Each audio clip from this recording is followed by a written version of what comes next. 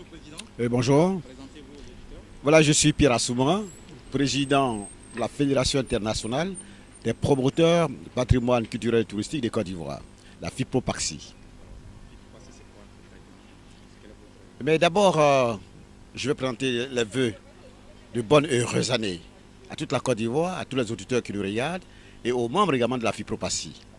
La FIPO-PAXI, donc, comme je disais tout à l'heure, c'est la première fédération des promoteurs du patrimoine culturel et touristique de Côte d'Ivoire. Donc tous les acteurs, tous ceux qui font les événements en Côte d'Ivoire sont dans cette fédération. On s'est rendu compte qu'à un moment donné, tous les promoteurs qui font les événements en Côte d'Ivoire étaient orphelins. Ils étaient orphelins, ça veut dire que chacun se lève et il fait son événement. Il n'est pas soutenu. Il va à la recherche également des fonds. Il se bat lui seul. Et des fois, il se casse la gueule. Nous avons dit que non, il fallait arrêter cela et créer une plateforme. Et donc c'est comme ça que nous avons créé notre fêtière, qui va s'appeler donc la FIPO-PAXI et qui va se mettre maintenant au devant des choses. C'est-à-dire que tous les acteurs, tous ceux qui font les événements, n'est-ce pas, sur le territoire de la Côte d'Ivoire, viennent également à la FIPO-PAXI. Et désormais c'est la FIPO-PAXI qui est chargée d'aller chercher les partenaires, les sponsors, les mécènes, qui même apportent également son soutien, n'est-ce pas, à tous les promoteurs qui veulent faire des événements. Donc nous voulons faire la promotion des événements en Côte d'Ivoire. Nous voulons valoriser effectivement notre culture et le tourisme en Côte d'Ivoire. Donc pour vous dire qu'aujourd'hui, nous conjuguons nos efforts. Nous sommes dans cette plateforme pour aider les uns les autres, pour que la Côte d'Ivoire, qui est un pays qui va vers l'émergence par le président de la République, nous voulons accompagner également aussi notre cher président pour que demain, tous les Ivoiriens, tous les promoteurs, nous puissions effectivement être actifs dans les événements en Côte d'Ivoire. Quels sont les acquis pour ne pas parler des bilans? Mais écoutez, d'abord de manière individuelle, oui, mais au niveau effectivement de la fédération, très bientôt nous allons faire notre lancement au Wafou et ensuite nous allons faire notre premier grand événement qui est un salon qu'on appelle Ebonou. Ebonou, ça veut dire mettez-nous ensemble. Ebonou, c'est donc le terme de la réconciliation et qui va être un premier grand salon que nous allons organiser ici. Donc tous les promoteurs d'événements, que ce soit au nord, du sud, à l'est, viendront également au cours de ce salon pour montrer leur savoir-faire. Et donc, d'ici très peu, nous allons informer. C'est-à-dire que la fédération est née le 12 mars 2015. À l'anniversaire, nous allons faire le lancement. Nous sommes aujourd'hui accompagnés par la francophonie, n'est-ce pas? La francophonie qui nous accompagne, qui est le parrain institutionnel. Il y a Côte d'Ivoire Tourisme aussi qui a donné son accord, dont nous avons le soutien moral, n'est-ce pas? Le soutien également technique. Donc la Côte d'Ivoire Tourisme qui nous accompagne, qui ont aussi donné leur accord.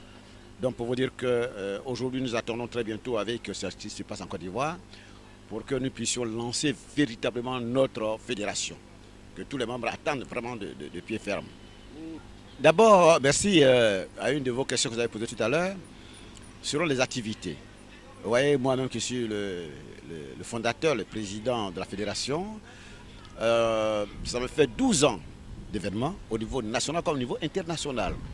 Au niveau international, je m'en vais vous dire que le premier salon mondial du cacao et du chocolat, organisé à Bruxelles, c'est moi qui l'ai fait, parce que je résidais plus de 10 ans en Belgique, et avec son excellence Guy Alain Gauze, et c'est comme ça que j'ai organisé le premier salon mondial du cacao et du chocolat en Belgique.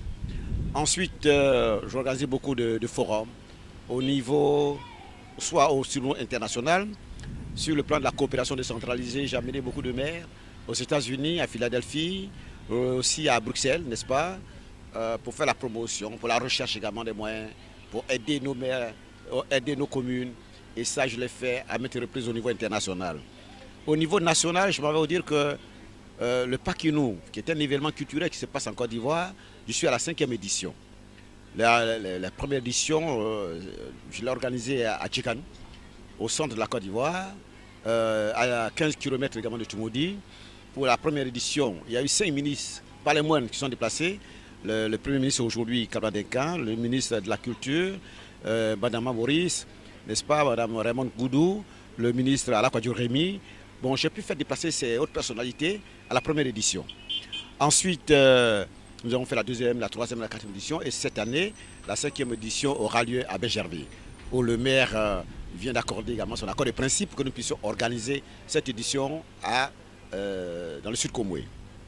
Ensuite, Les membres qu'on voyait qui sont avec moi, mon premier vice-président par exemple, le Festival des plages a eu lieu l'année passée.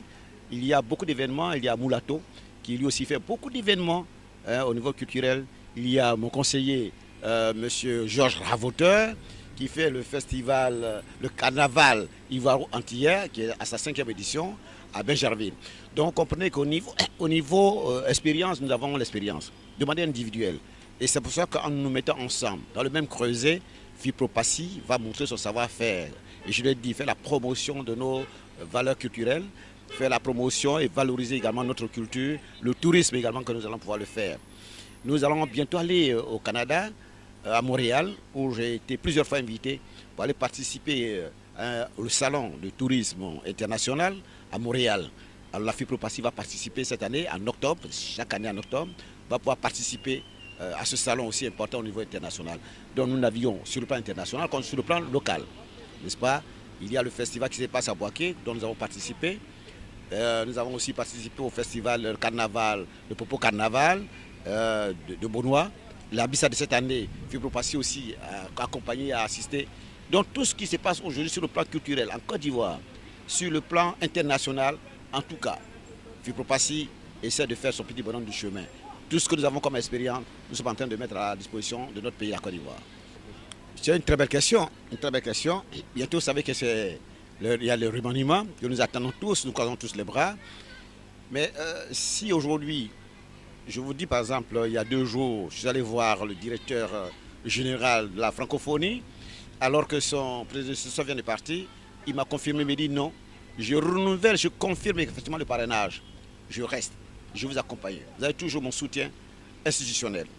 C'est une bonne nouvelle, n'est-ce pas? Demain, nous ne le souhaitons pas, mais ça fait partie également de la vie politique. Un ministre peut partir, celui qui arrive, il sait qu'il y a une fédération, doit s'appuyer sur nous, n'est-ce pas? Pour faire la promotion, comme je l'ai dit, de notre valeur culturelle, de la promotion de tout ce que nous avons en Côte d'Ivoire. Un ministre qui arrive doit s'appuyer sur nous. À la francophonie, ils ont dit non, on doit s'appuyer sur vous, on a besoin de vous. Parce qu'aujourd'hui, il y a le 8e jeu de la francophonie qui arrive, on a besoin de vous, on a besoin de la fédération. Par tous les acteurs, les promoteurs qui y sont, avec tout le monde entier qui doit venir. Sur le plan touristique, c'est vous, on a besoin de vous. Et nous sommes là, nous avons l'expertise. Nous avons l'expertise par les expériences que nous avons. Quand vous prenez par exemple Abissa, vous savez qu'il y a au-delà de 20-30 ans d'expérience. Quand vous avez Popo Carnaval qui a plus de 30 ans d'expérience, on a besoin de nous. Moi je viens de vous dire que je crois, avec même Pakinou, le Pakinou de Daokro, qui a au moins 15 ans d'expérience. Le Pakinou également de Tchekanou, nous avons 5 ans d'expérience. Et donc, un ministre qui arrive, qui ne vient pas composer avec nous, va faire un échec, va aller à volo. Nous sommes là, on a cette expérience, on doit nous utiliser pour que nous fassions tous la promotion de notre belle Côte d'Ivoire. Mais c'est une très bonne question aussi, je dis, vous savez, on doit se battre. On doit se battre, c'est vrai, il ne faut pas toujours tendre la main. Il faut soi-même créer, il faut innover, n'est-ce pas? Et je dis, si la chose n'existe pas, il faut crier, il faut innover pour que la chose existe. C'est vrai que nous avons besoin également du soutien de nos autorités. Les appuis institutionnels, pas forcément de l'argent, n'est-ce pas? C'est la matérialisation de nos assises pour nous reconnaître que nous existons. À nous maintenant de prendre notre bâton de pèlerin et d'aller à la recherche sur le plan national comme international des partenaires, des sponsors, des mécènes. Il en existe. Il y a des gens qui disent nous sommes là, on est prêts à vous aider, mais venez vers nous. Et c'est ce que nous sommes en train de faire. Tout à l'heure, je vous ai dit quoi? Nous sommes invités au Canada. Nous sommes invités à la 24e édition de Odunde qui se passe à Philadelphie, où j'ai été invité par le maire de Philadelphie. Aujourd'hui, je prends mon bâton de pèlerin et nous allons sillonner le monde entier sur le plan international pour aller chercher ces partenaires-là. N'est-ce pas? Quand vous voyez les touristes qui viennent pour visiter nos patrimoines, mais c'est aussi des sources de revenus assez substantielles, non seulement pour la Côte d'Ivoire, mais pour les membres que nous sommes. Oui, on doit se battre pour ça. Et c'est pour cela que notre fédération doit être consolidée. Vous voyez qu'aujourd'hui, nous présentons les nouvelles langues, le vœu à tout un chacun. C'est pour cela que d'ailleurs vous êtes là en train de nous interviewer, n'est-ce pas? Et nous disons que cette année, pour prouver que la fédération existe véritablement, pour marquer que nous sommes prêts n'est-ce pas, à apporter notre pays à la contribution, à l'édification de notre pays, nous allons présenter nos vœux à la Côte d'Ivoire, aller aux membres, qu'ensemble, nous pouvons partir de la Côte d'Ivoire. C'est pour ça que nous sommes là. Vous avez le dernier mot pour terminer? Mais écoutez, je vous dis merci. Mon dernier mot, ce ne serait pas long. Je dis qu'aujourd'hui, la FIPROPACI, qui est la première fédération, constitue l'essence et la quintessence également d'une mission que nous sommes assignés. Et nous voulons aller plus loin. Nous voulons bâtir la Côte d'Ivoire. Nous voulons faire la promotion de nos valeurs, de nos cultures. Nous voulons amener le tourisme, nous voulons développer le tourisme, n'est-ce pas? Et nous voulons que vraiment tout et chacun compte sur nous. Encore merci. Merci. C'est le Tony qui prend ce mot. Voilà. Oui. À l'année 2016. À l'année Voilà. 2016. Ça soit bon pour tout le monde. Voilà. Longévité.